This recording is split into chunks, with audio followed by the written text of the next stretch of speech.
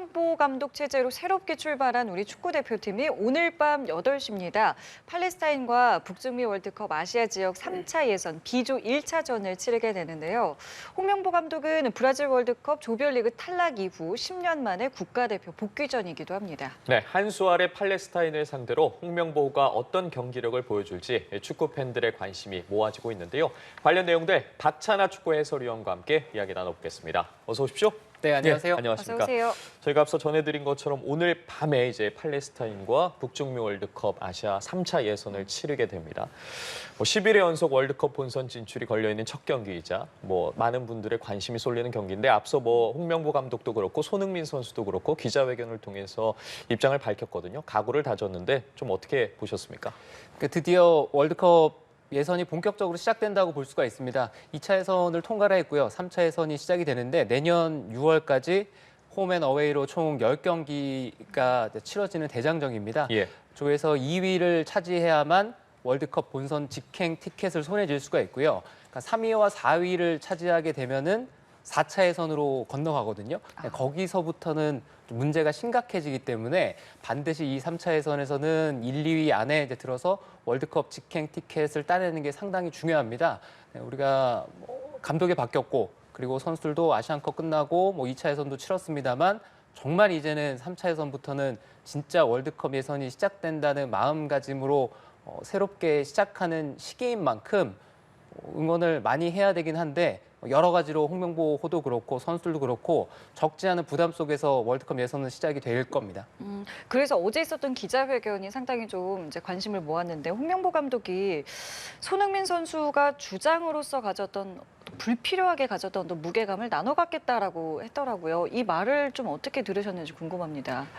홍명보 감독의 인터뷰가 네. 과거 올림픽 대표팀 시절 때도 그랬고요. 2014년 브라질 월드컵 전후로 해서 그렇고 홍명보 감독의 인터뷰는 사실 해석이 필요로 하는 경우가 상당히 많습니다.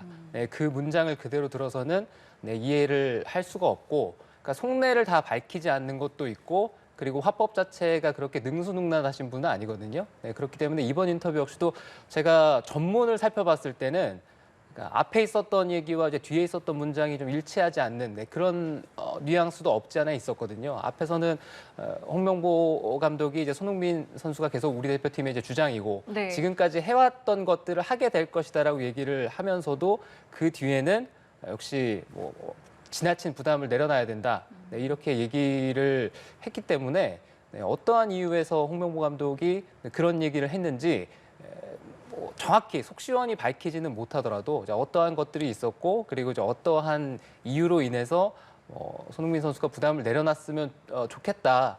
거기까지 얘기를 했으면 참 좋았을 텐데 그 네. 얘기만 들어서는 내부적으로 어떤 일이 있고 어떤 문제가 있었기 때문에 그런 얘기를 했는지는 알 수가 없으나 다만 불필요하다고 생각이 되는 거는 네. 그렇게 정확한 해석이 요구되는 얘기를 함으로 해서 의심의 어떤 시선이 계속 따라가잖아요. 대표팀에 뭐가 계속 문제가 있었나? 그리고 손흥민 선수가 불필요한 부담을 그동안 많이 가지고 있었나? 이런 얘기들이 있기 때문에 그런 건 역시도 좀 확산되지 않게끔 얘기를 잘하는 것도 필요하다는 생각입니다. 예, 알겠습니다. 그렇다면 이제 오늘 열릴 경기에 대해서 좀 구체적으로 짚어보도록 하겠습니다. 상대가 팔레스타인이고 피파 랭킹이 96입니다. 물론 우리보다는 한 수 아래로 평가를 받긴 하지만 리그 경기도 그렇고 사실 컵 대회도 그렇고 모든 첫 경기가 사실 예측 불허한 결과가 많이 나오지 않겠습니까?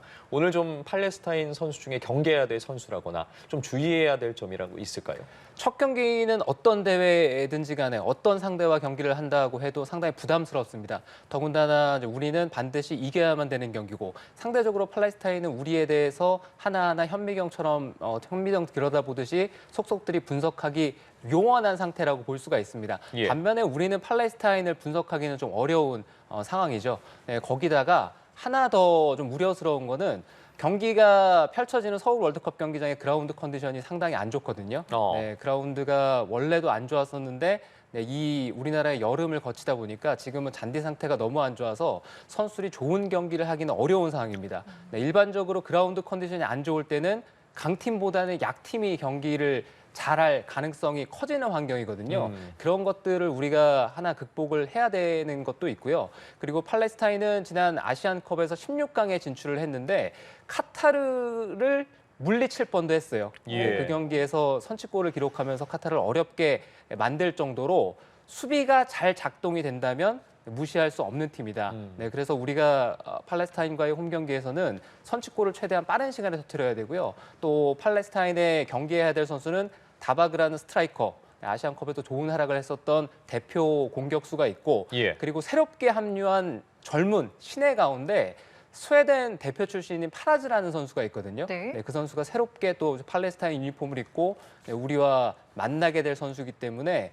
이런 선수들은 좀 조심할 필요가 있습니다. 아, 자, 그리고 조금 전에 이제 저희가 화면으로도 보여드렸는데 이번에 이게 아시아 3차에서 이제 B조 1차전이잖아요. 조금 전에 조 2위까지 이제 본선을 바로 갈 수 있다라고 하셨는데 저희가 B조에서 어떤 팀들을 만나게 되는지 지금 화면으로 보여드리고 있는데 뭐 어느 정도 결과를 전체적으로 좀 예상을 하시는지도 여쭤볼게요. 그러니까 우리가 조편성이 됐을 때 A, B, C조 이제 세 개조로 나뉘잖아요. 예, 예. 네, 그래서 우리가 조편성을 봤을 때는 우리가 이제 만날 수 있는 상대 가운데 그래도 순조로운 조편성이 됐다는 생각이거든요. 네, 우리가 A조에 들어간다면 혹은 이제 C조에 들어간다면 이런 가상을 해봤을 때는 네. 그래도 B조의 난이도가 꽤 낮다고 볼 수가 있습니다. 세 개 조 가운데서요. 네. 그렇기 때문에 2조에서는 객관적인 전력상으로는 우리가 조 1위를 차지하는 게 맞다는 생각이고요. 그리고 같이 경쟁할 국가들이 이번 9월에 만나게 될 팔레스타인 그리고 이제 오만이 있고 이라크, 쿠웨이트가 있고 또 아시안컵에서 우리를 괴롭혔었던 요르단이 있습니다. 네, 이렇게 5국가랑 우리가 경쟁을 하게 되는데 요르단이 아무래도 복병으로 꼽힐 가능성이 상당히 크고요. 우리를 괴롭힐 수 있는 그런 경계 대상 1호 5위면은 틀림이 없고 그리고 이라크라든가 쿠웨이트 같은 팀들도 우리가 조심해야 되긴 합니다. 예, 어떻게 경기를 풀어갈지 많은 분들이 궁금해하실 텐데 어제 기자회견에서 이 창의성과 규율을 어떻게 좀 조화시킬 것인지 질문에 대해서 이 홍 감독의 답변도 좀 그 해답이 될 수 있을 것 같은데 홍명보 감독의 발언 듣고 대담 이어가 보도록 하겠습니다. 저희들이 좀 더 창의적으로 해야 되고 반대로 디펜스는 굉장히 규율적으로 전 해야 된다라는 뭐 답변을 좀 드리고 싶고요. 저희가 첫 경기에서 승리하는 게 가장 전 중요하다라는 생각을 하고 있습니다. 예, 공격은 창의적으로, 수비는 이제 규율적으로 해야 한다. 어떤 의미인지 좀 풀어서 설명 좀 부탁드리겠습니다. 아직 경기를 치르지 않았기 때문에 홍명보 감독도 이제 구체적으로 얘기하기가 어려웠던 답변 같습니다. 그냥 모범 답안 같은 교과서에 나올 만한 얘기인데 기본적으로 이제 공격은 흔히 얘기하기로는 자율성이 많이 부여되는 부분이고 그리고 수비는 조직적으로 그리고 책임감을 가지고 네, 그렇게 경기를 해야 된다. 네, 그렇게 나눌 수가 있기 때문에 홍명보 감독의 얘기는 이제 서두에 말씀드렸던 것처럼 좀 해석 가능한 얘기를 해줬으면 좋겠다 이런 말씀을 드렸는데 예. 이 답변까지 그렇게 얘기를 하고 싶지는 않고요. 아직 예. 경기를 치르지 않았다는 점에서 그리고 홍명보 감독 역시도 대표팀에 오랜만에 왔고 선수들을 이끌고 사실상 대표팀 감독으로 다시 만나는 첫 자리잖아요. 네. 그렇기 때문에 어떠한 얘기를 하기에는 현대 상황으로는 좀 어렵다. 하지만 대표팀의 특성상 선수들을 소집시켜서 훈련할 수 있는 시간이 상당히 제한적이거든요. 특히나 지금 우리 대표팀 구성 자체가 해외에서 뛰고 있는 선수들이 많기 때문에 그 선수들이 들어와서 회복하고 경기에 나가는 게 사실상 일정의 전부입니다. 네, 특별히 전략 전술을 훈련을 하거나 이럴 만한 시간이 없는 상황에서 공격은 결국에는 개개인의 창의성, 개개인의 파괴력, 개인의 역량을 좀 중시하겠다는 거로 비춰지고요. 네, 수비는 역시나 조직적인 모습을 가지고 있어야지만 우리가 탄탄한 또 수비력을 만들 수가 있기 때문에 그런 발언이라고 생각하시면 될 것 같습니다. 그렇기 때문에 선발 라인업이 어떻게 될지 너무 궁금한데 위원님의 지금 머릿속에는 어떻게 좀 나올 것 같으세요? 아마 전체 틀이 크게 바뀌지는 않을 거라는 생각입니다. 이번 대표팀의 젊은 선수들, 새롭게 대표팀에 발탁된 선수들도 있습니다만 네. 기존에 우리 대표팀에서 긴 시간 동안 활약했었던 선수들도 많고요. 네. 그리고 장기적으로 북중미 월드컵까지 과연 이 선수들과 함께 할 수 있을까 약간 걱정이 되는 좀 고연령화된 우리 대표팀이 현재 가지고 있는 한 가지 커다란 문제점이 선수들의 연령이 지나치게 높다는 데 있거든요. 네, 현대 축구 자체가 활동량을 기반으로 하고 그리고 빠른 공수 전환이 요구된다는 점에서 연령대가 이렇게 높아지는 것은 바람직하진 않습니다. 하지만 우리 대표팀에서 그동안 좋은 모습을 보였던 선수들이 워낙 역대급 선수들이었기 때문에 네. 이런 황금 세대가 항상 뒤따랐던 팀들이 이 세대 교체가 제대로 되지 않으면서 좀 어려움을 많이 이제 겪는 거는 자연스러운 현상이거든요. 네, 그렇기 때문에 지금 대표팀 면면을 봤을 때는 일단 첫 경기고 홍명보 감독이 또 홈에서 반드시 이겨야 되는 경기를 해야 되기 때문에 아마 지금까지 대표팀에 주용됐었던 선수들 위주로 아마 선발 라인업이 꾸려지지 않을까 조심스럽게 전망을 해봅니다. 저희도 앞서 선발 예상 라인업을 지금 표를 통해서 보여드렸었는데 네. 지금 표를 함께 보고 좀 질문을 드리자면 좌측에 지금 손흥민 선수가 자리에 있는데 사실 소속팀에서 지금 원톱 자리에도 많이 섰었고 손흥민 선수가 원톱으로 나설 가능성은 없는지 그리고 사실 이제 양민혁 선수가 내년에 토트넘에 합류해서 손흥민 선수와 함께하게 되는데 이 양민혁 선수가 공격수로 오늘 출전할지도 많은 분들이 관심을 갖고 계시거든요. 그 부분에 대해서는 어떻게 전망하십니까? 손흥민 선수의 이제 스트라이커 이동은 충분히 가능하다는 생각입니다. 예. 그리고 이번 대표팀에 지금 공격수가 주민규 선수가 있고 오세훈 선수가 발탁이 됐는데 주민규 선수가 현재 K리그에서 컨디션이 그렇게 좋은 편이 아니거든요. 그리고 오세훈 선수는 대표팀 경기를 많이 뛰어보진 않았습니다. 네, 그렇기 때문에 손흥민 선수의 최전방 공격수 이동은 상황에 따라서 언제든지 가능하다는 생각이고 그리고 엄지성 선수가 발탁이 됐고 또 양현종 선수가 발탁이 됐습니다. 예. 양민혁 선수가 예. 발탁이 됐습니다.